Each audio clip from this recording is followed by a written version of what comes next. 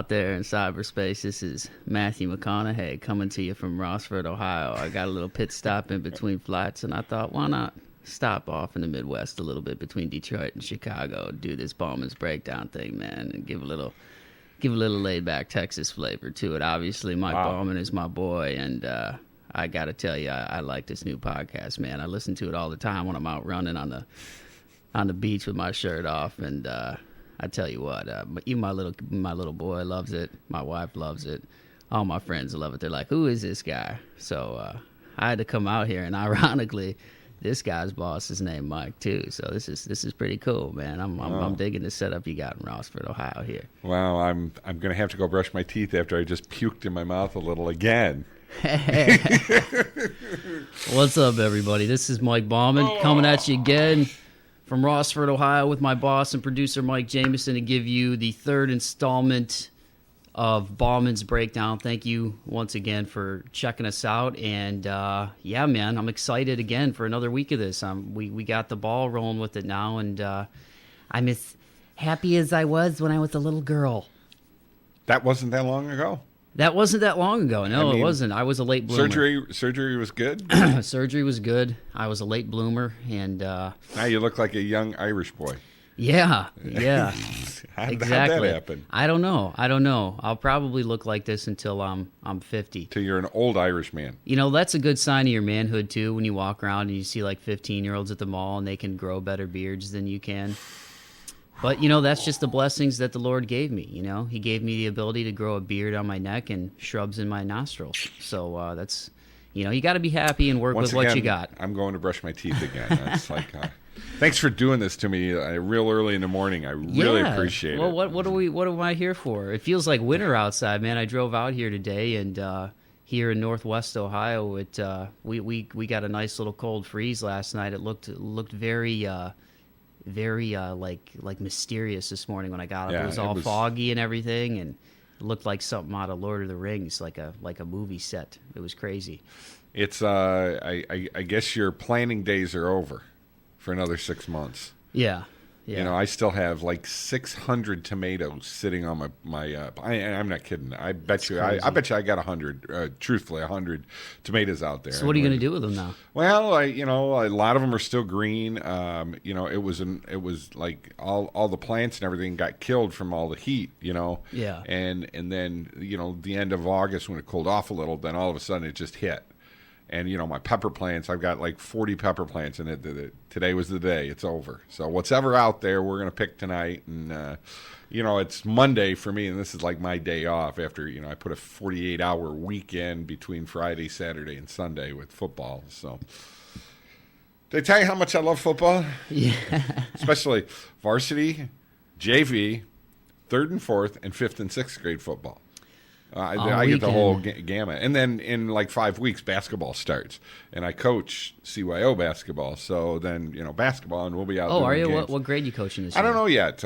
My buddy, his daughter is 5th grade, and he's begging me to come help him. But I've kind of gone up with a bunch of kids now that are now seniors in high school that they're a rough bunch. You know, I mean, they think their poop don't stink, and I didn't coach them last year, and the kid that coached them, he didn't get anywhere with them, and they pretty much by the end of the season, half the kids quit. You know, they didn't respect him, and they're all calling me, texting me, you know, J-Mo, man, you got to come coach us, please. We promised, you know, we want you to coach. So that was kind of cool. And this was the group when you walked in that they didn't have a team for them. You know, they called me at the last minute. Hey, you got to come help.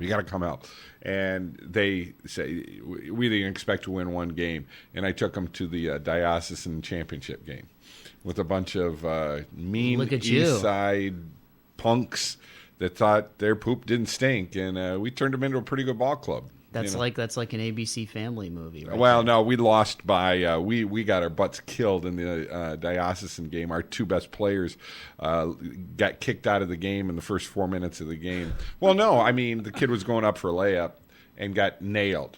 And when he got done, he grabbed the ball and spiked it. But he didn't spike it. He went real hard like he was gonna, and then he just set it on the ground.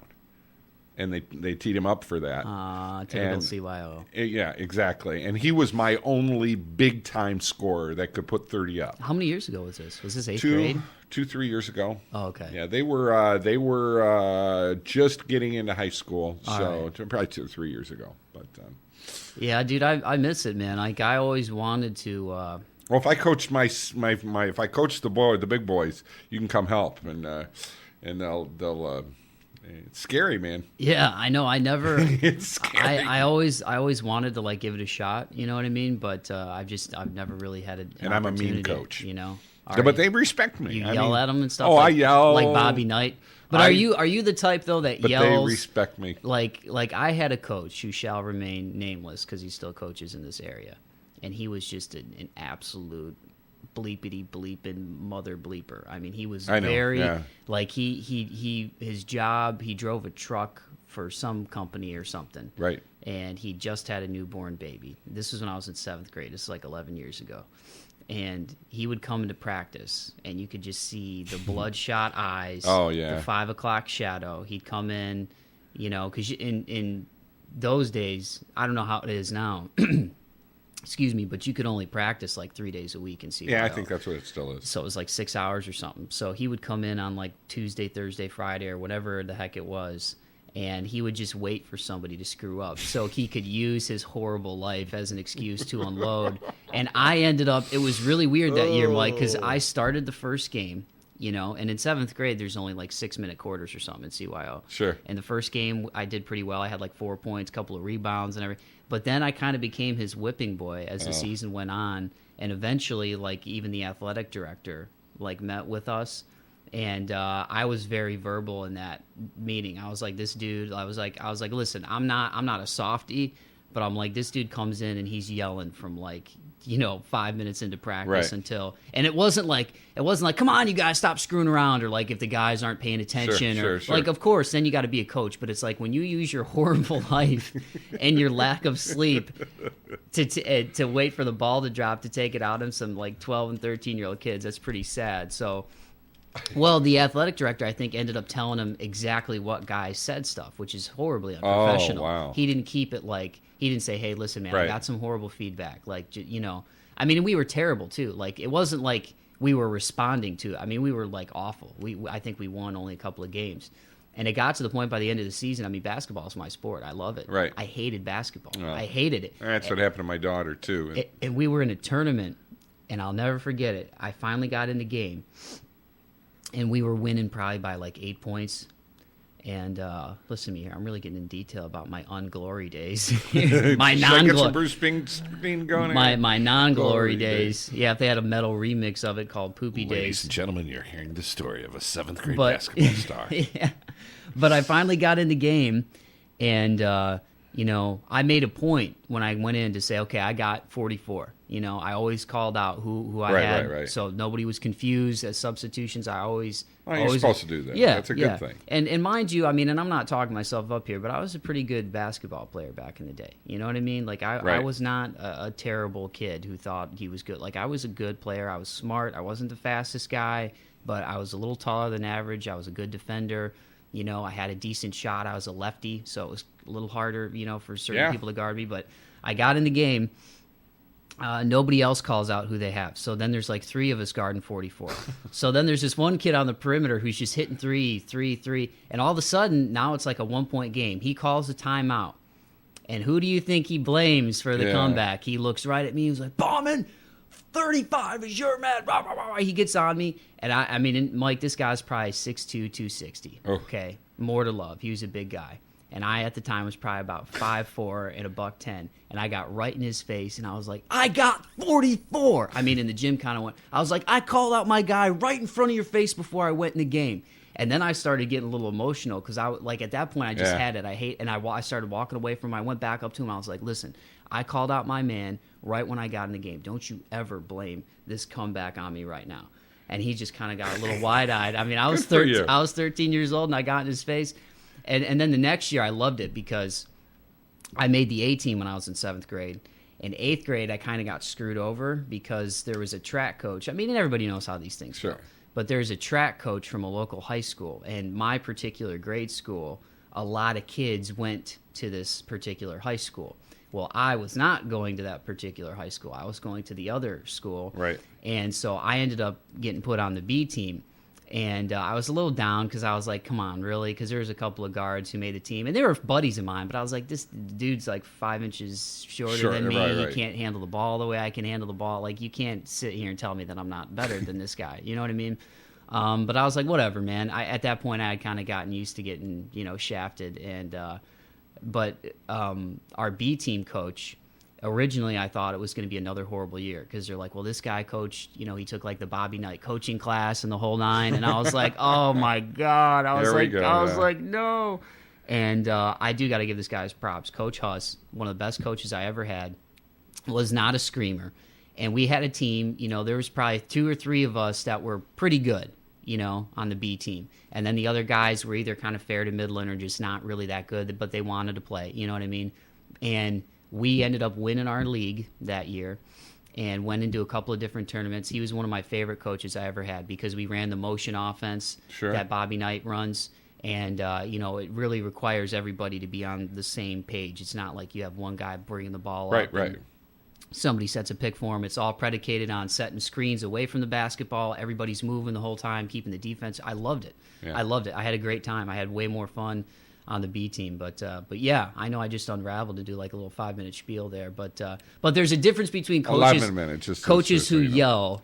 Coaches who yell because they know you can do better, right? And they're frustrated because you're not paying attention or you're screwing around, and coaches who are just like, I hate my life, so I'm going to scream at some kids. My favorite time of my day is being out on the court with the guys and girls too. I've coached girls. I've coached, I've gone to CYO championships with the girls 2 times too, and I would love to coach high school basketball. Unfortunately, with everything we're doing, with our sports, it's really made it tough. I've had a couple opportunities that I could have gotten in coaching JV girls, and there's just no time. Obviously, we're at a basketball game twice a week, doing games. So it makes it kind of tough for us. But we should get into some music here. Yeah, we should. We'll transition into some music, and you know what? Everybody listens to warm-up music before games, right? Especially all you. Also, it's just opposite. All you kids out there, you know what I mean? You got your iPods and your Beats headphones, and which we were just talking about that. Boy, those things are, they're selling like hotcakes. But I went to Best Buy the other day to get a couple of CDs, and they're like,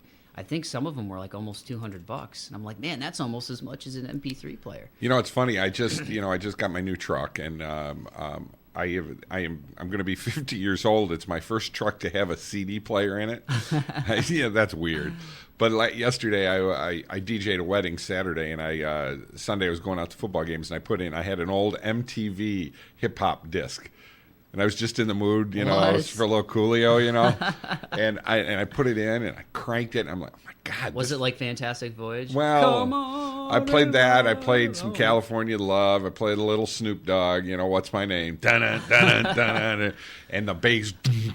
That's so hilarious. Man. I could just picture you just I'm like, wow. With one hand on the steering wheel and the seat leaned back and your F-150 just cruising, just bumping. My fleet truck, That's great. But it sounded good. But yeah, I've made it into the 2000 or the 21st century now. So well, these guys have gotten their start just prior to the 21st century, and I'm really excited about this one. And I know I say that about every interview. Obviously, you got some good ones though. But yeah, it's been fun to kick this one off. This was actually just from a month ago with Elias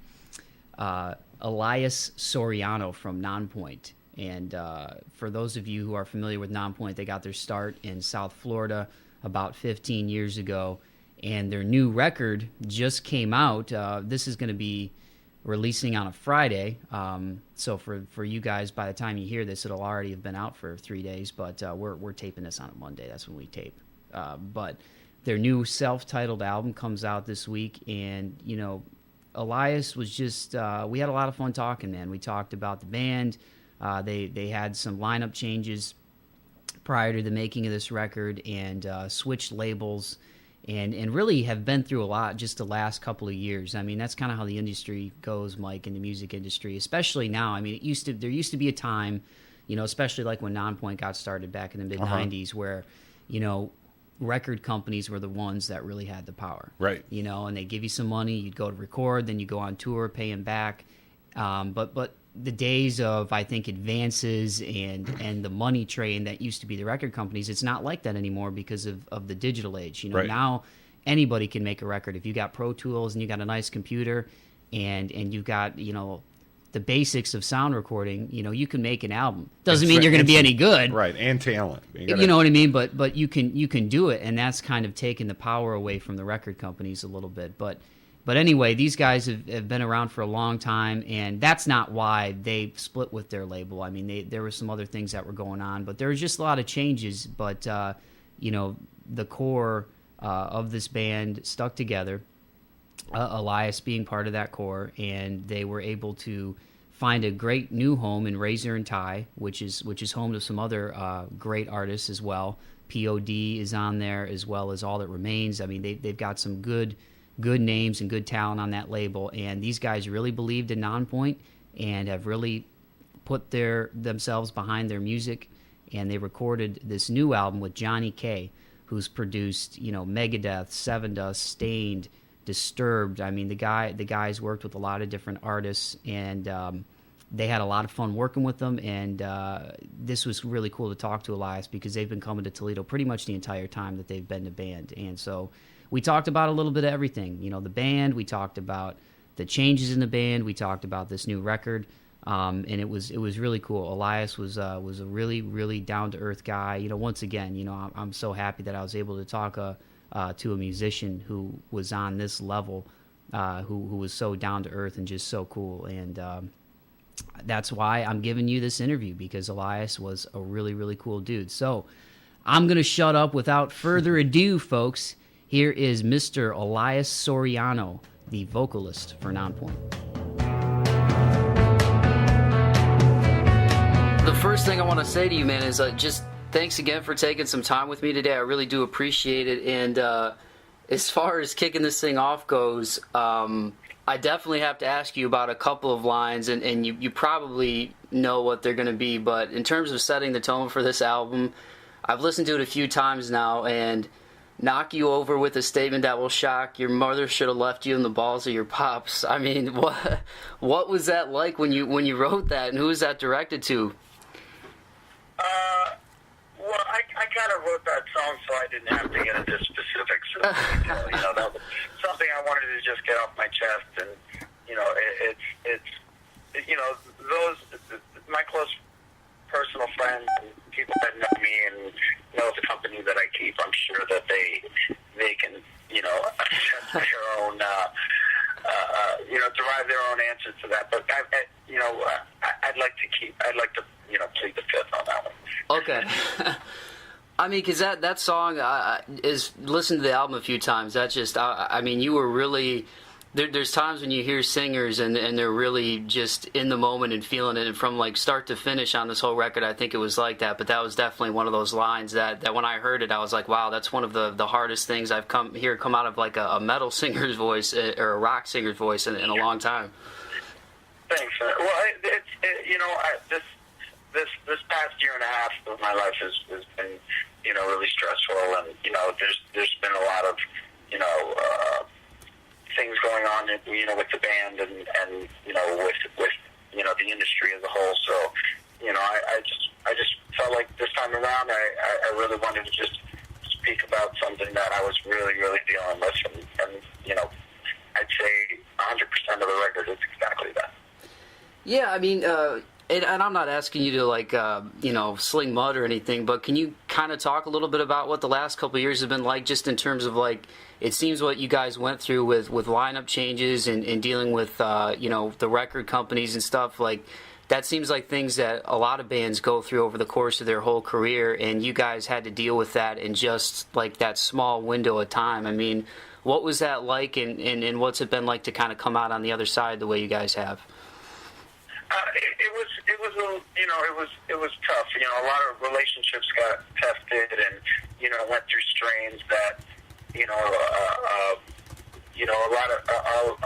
a couple of us just felt like, you know, it was time for us to move on, and you know, Rob and I were having issues with, with one of with our guitar player Zach, and the chemistry wasn't falling into place where we wanted it to be, and being in a band is a marriage. So when we realized that we weren't thinking in the same, we weren't on the same page, we decided to move on without him, and in reaction, I guess Ken felt like Rob and I had a purpose and an idea of what we wanted to do with this band from the very beginning, and he bowed out. He was like, you know what, you guys do your thing. I don't want to kind of stand in the way of anything, so I'm going to go ahead and back out of the project.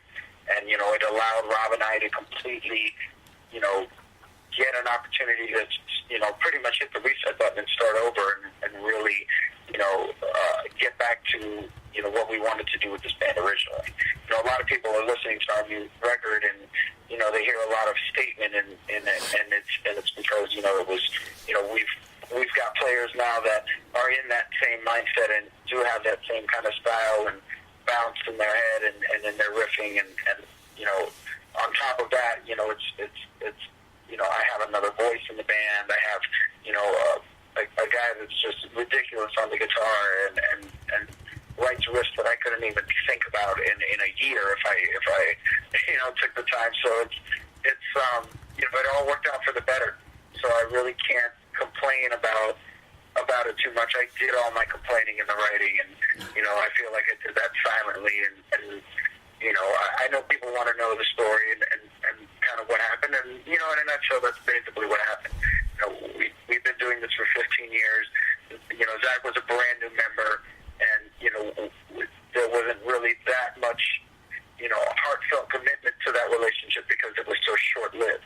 It was a little bit harder to see Ken leave, but at the same time too, I wouldn't be where I am right now if that hadn't happened.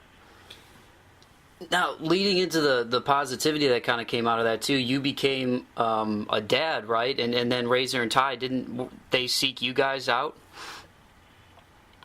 Yeah, pretty much. It was a relationship that our management team had for a while with Razor and Ty, just dealing with them in the past and just having friends that used to work at other labels that are now friends with us. And when we got out of our contract with Rocket Science,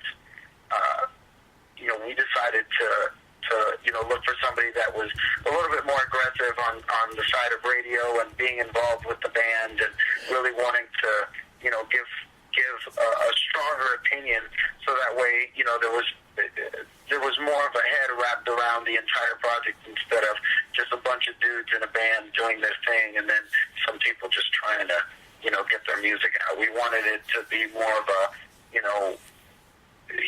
here's where we're sitting creatively,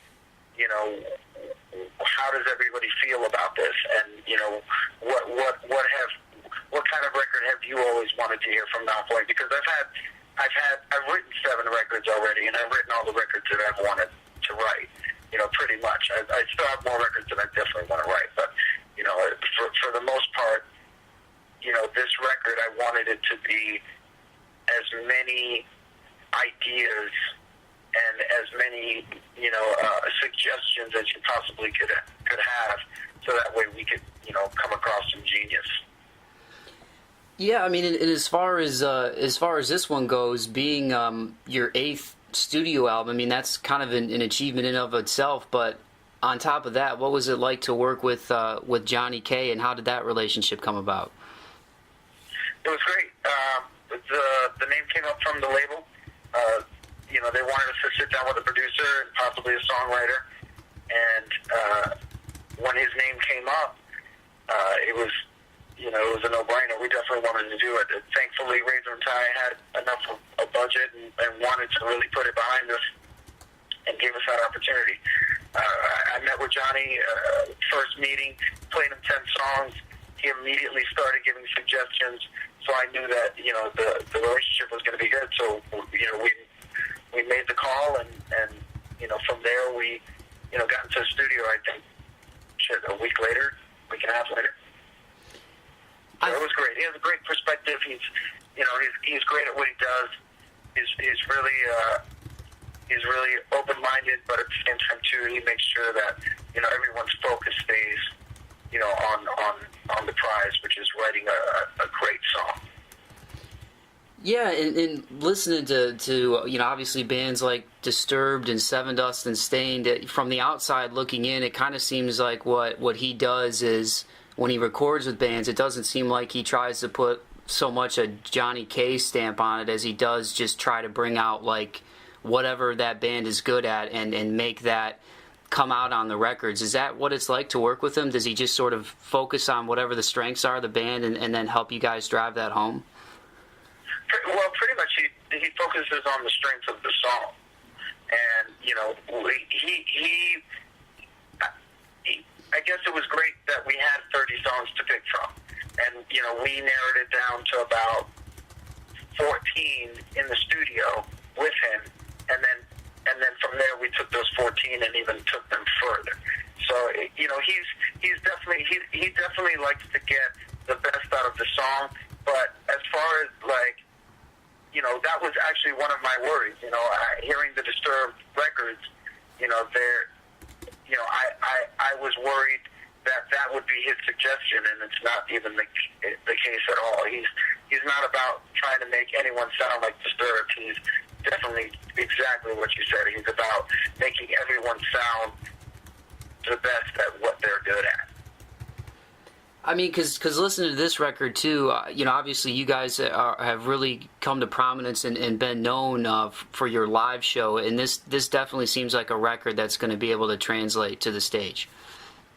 Yeah, people are getting I guess a couple mixed signals from the first single that the label chose, which is Left For You. But we released I Said It as a teaser track for a reason, and it's to let people know that's the DNA that us and Johnny K set for this record.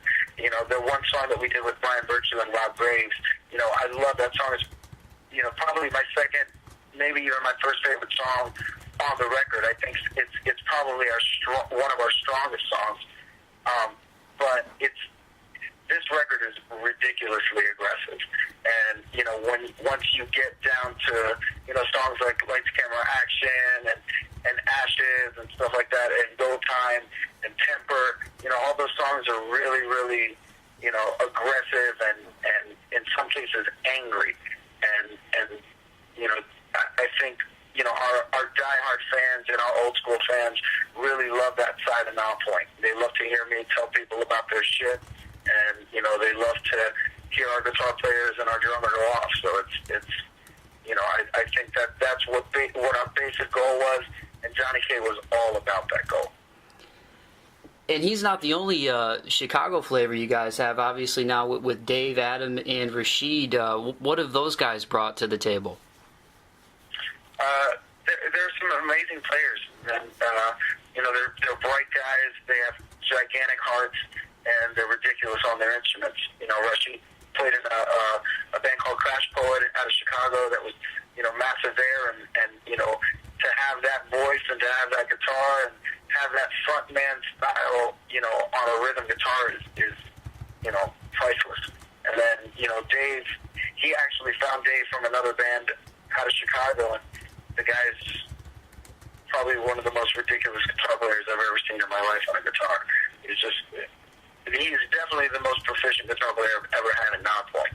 And then Adam is the same way. The guy is practically a jazz bass player. He's ridiculous, and he goes off on stage. So I feel like we hit the reset button, and all we have now is a clean slate and just the opportunity to do whatever the hell we want to now. For you lyrically on this record, Elias, how much of it was personal and driven from personal experience, and how much of it was conceptual? Because there was a couple of songs that I listened to that seemed like they definitely had themes, but I kind of wanted to ask you about that a little bit. Well, the themes are more metaphorical. I don't think that it's everything is drawn on personal experience. I really don't. It's hard for me to write a song about something that I haven't experienced, or I haven't, or it hasn't affected me. You know, I've written a song about, you know, a dead body that I saw on the side of the road, my first dead body that I'd ever seen. You know, and but it was more about what it did to me that day after seeing a dead body. You know, or relationship songs. It's all, you know, even though I'm doing wonderful in my relationship now, you know, the song Left For You, I have to go back in my head because that was, you know, I just felt like that song sounded like, you know, the music of that song made me feel, you know, despairing. And you know, some of my most desperate times were, you know, dealing with relationships.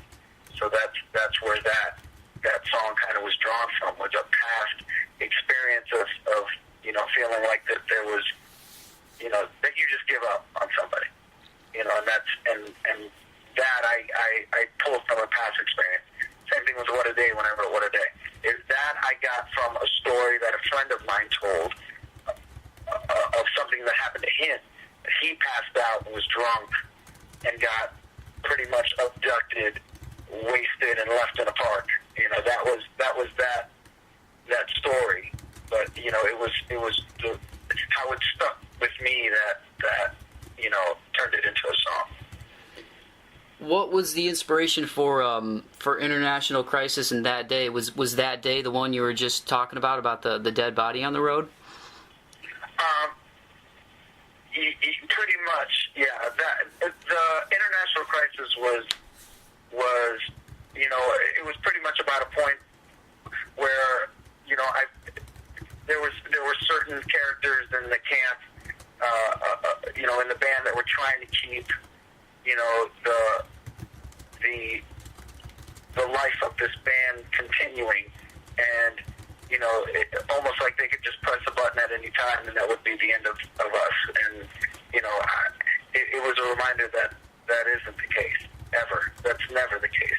You know, my livelihood is something that I literally pull out of the ether. You know, I'm creating, you know, something out of nothing. And, you know, you can never keep that from anybody. And what was the decision like for this to be a self-titled? Was that just sort of a reflection and kind of a statement from you guys that even through these changes that this is still Nonpoint? No, but I like your answer a lot better than mine. It was pretty much. I mean, in a roundabout way, that's pretty much it. We wanted to kind of hit the reset button. You know, we've never had a self-titled record, and after this first writing cycle with the new guys, it feels anew. You know, so we just felt like what a better way to, you know, to represent that than to just call it self-titled. How about the artwork, sort of the old kind of creepy TV with your guys' logo and stuff coming out of it? What did you guys have any input into how that all came about? I actually designed that. Okay. I actually designed the little inside part of the TV. Was a design that I had thrown together, and then between us and a gentleman named Jeff Chanel, who's a graphic artist, we put that album cover together.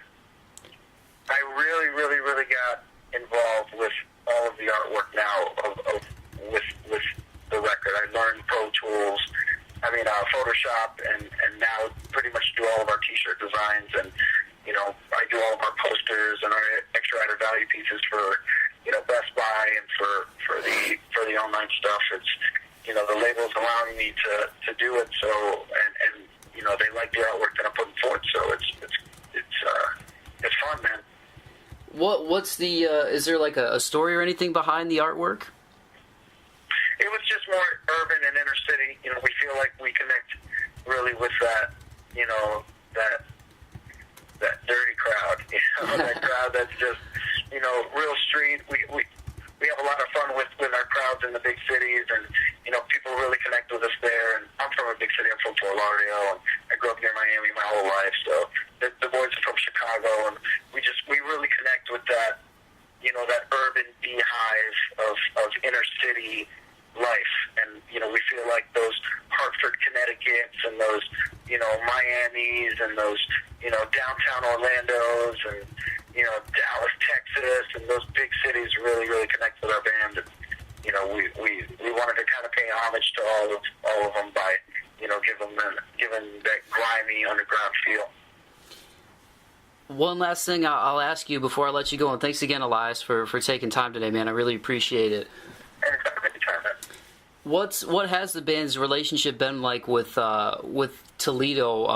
I know you guys have been here even recently, within like the last year and a half, right? I mean, what's Toledo been like for you guys the last course of the years? Toledo is always good. We're definitely, even though we're from the South, we're a Midwest band. Especially now, just from the years of touring, people all the time ask us if we're either from LA or from Wisconsin, just because of what happens up there in the Midwest with us. And Toledo's one of those places that we've played our whole lives. Pretty much for the entire 15 years that we've been in a band, Toledo has always been a stop for us. So we played a ton of venues there, and it's always nurtured us. So we'd like to keep coming back to places that nurture us. Well, Elias, thanks again, man. I appreciate it, and congratulations on just being a dad and having this thing going with Razor and Tie and the new record and everything, man. It was fun talking to you today. Thanks, I appreciate it. Send love to my daughter, Marley. For sure, man. All right, everybody, that was Elias Soriano, the singer / frontman / vocalist for Nonpoint. I hope you check out their new record. They're self-titled. Came out this Tuesday, October 9th, and I've had a chance to listen to it several times now because Razor and Tie was cool, and they let me take a little peek of it before the street date, so I could talk about it a little bit in the story. And if you're a fan of heavy music, it's a great record because it's got everything from like real in-your-face songs like I Said It and Lights, Camera, Action to more thematic songs like Pandora's Box and some other heavy hitters in there as well. And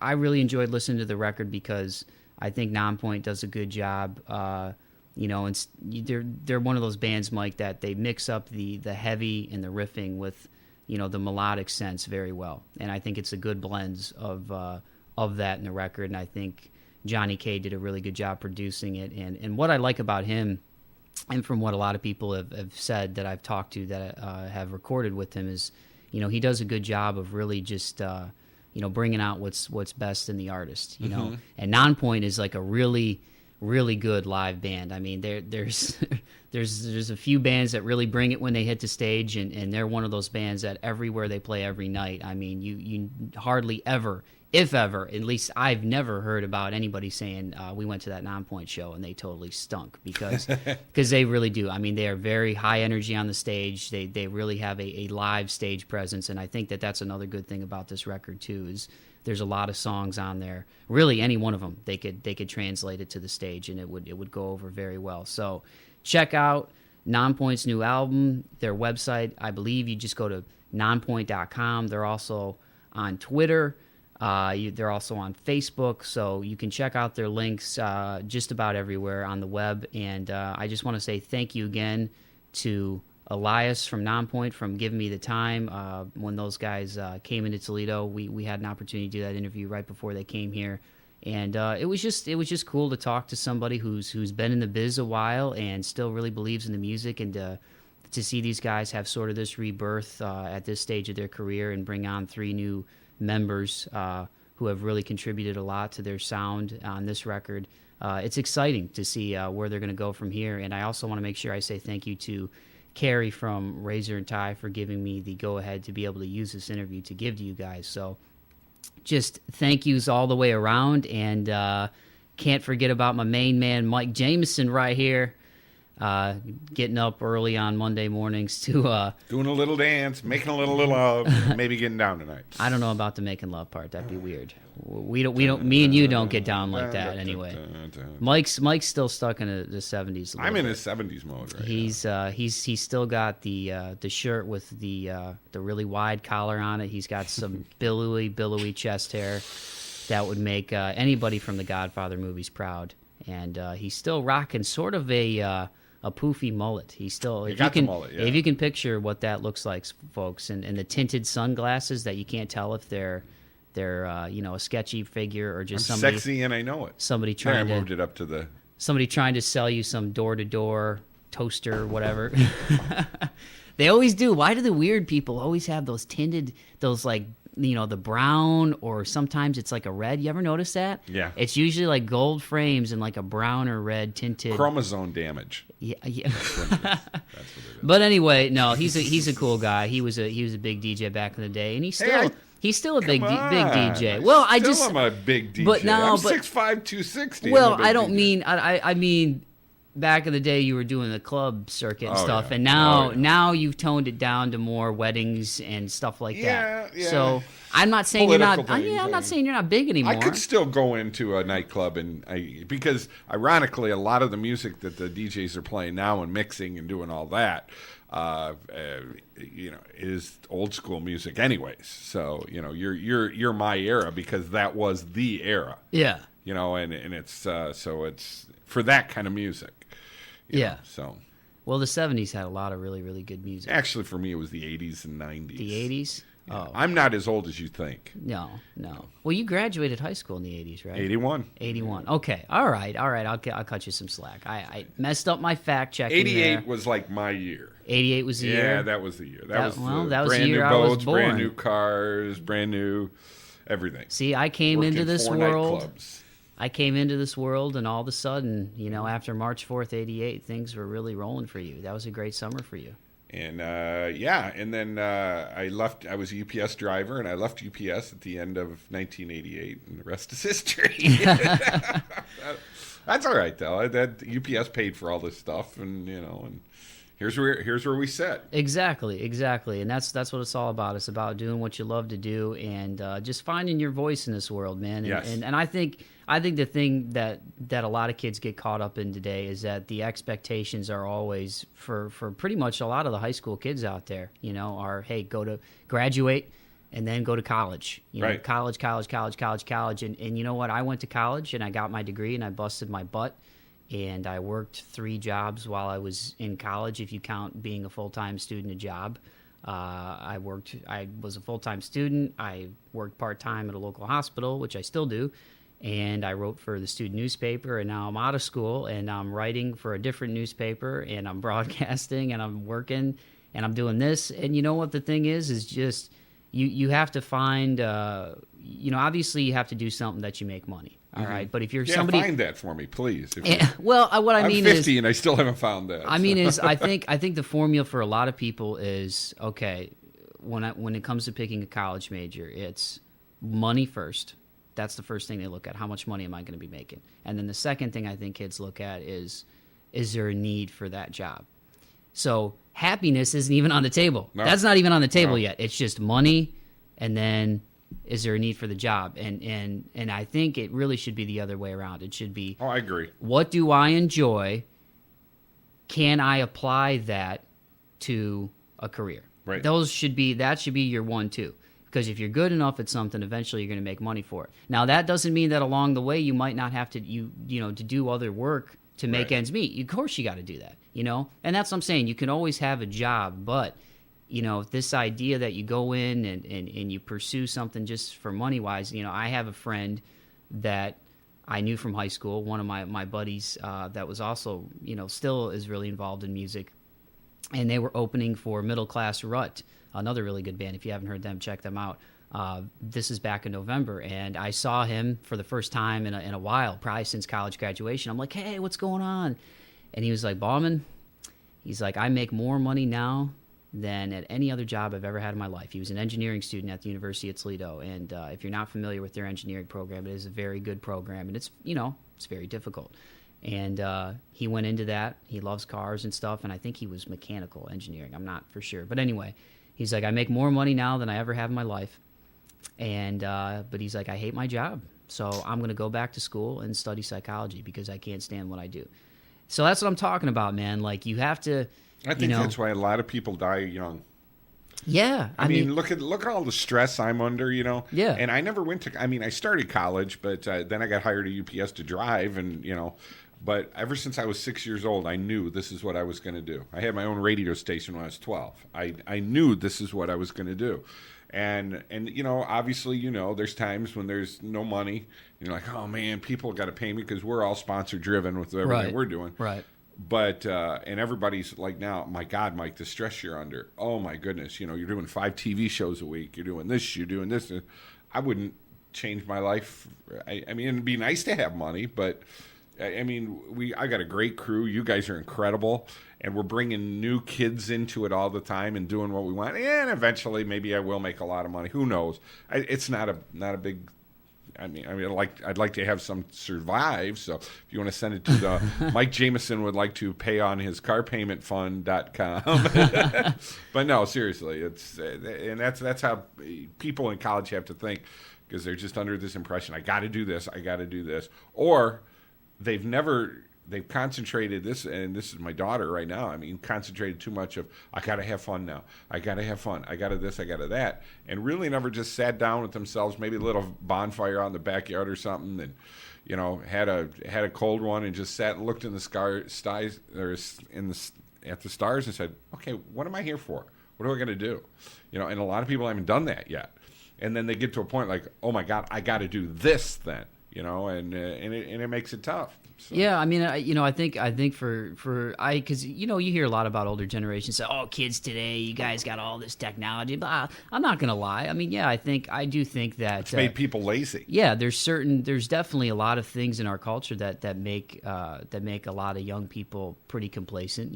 But at the same time, I still think that there are a lot of hardworking people in my generation, and sure. I think that a lot of it is just.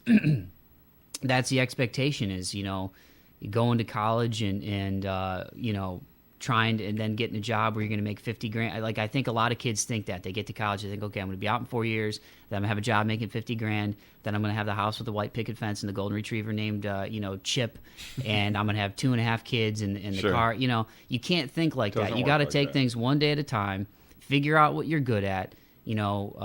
Go choose a field that makes you happy. If you like helping people and you think you can handle the healthcare realm, then do that. If you like music, maybe you don't need a 4-year school. Maybe you go to an audio engineering school. There's a great one down in Southern Ohio. I know a couple of local musicians who went down there. I mean, you have to find out what makes you happy and what you're good at, because you can always have a job. It might be at Pet Supplies Plus. It might be at Dick's Sporting Goods. Right. It might be, working in an office somewhere, whether it's, a couple of, lawyers or whatever. But, you do what you do to make ends meet. But if at the end of the day, all you're doing is chasing down money, trust me, I know people that make money and they're not happy. And they're not really all that happy. So that's why I like doing this. And that's why I like giving you guys these interviews, is because, Elias and Nonpoint are a perfect example of a band that's, they've had their struggles, they've had lineup changes, they've had label changes, but they believe in what they do, they enjoy what they do, and they're talented. They're good at what they do. They're really good at what they do. And they spend a lot of time away from their families on the road. You have to make sacrifices if you want to have success. But if you really love what you do, then you can come out on the other side happy and positive, and that's what they've done with this new record. So that's why I'm so excited to have given you this interview today. So I want to wrap it up by saying thank you, Mike. Thank you, Razor and Ty. Thank you, Nonpoint. Thank you, Elias, especially. It was fun talking to you, man. And for the rest of you guys, I hope you all have a lovely, lovely day. And remember, keep the faith and be kind to one another. Peace.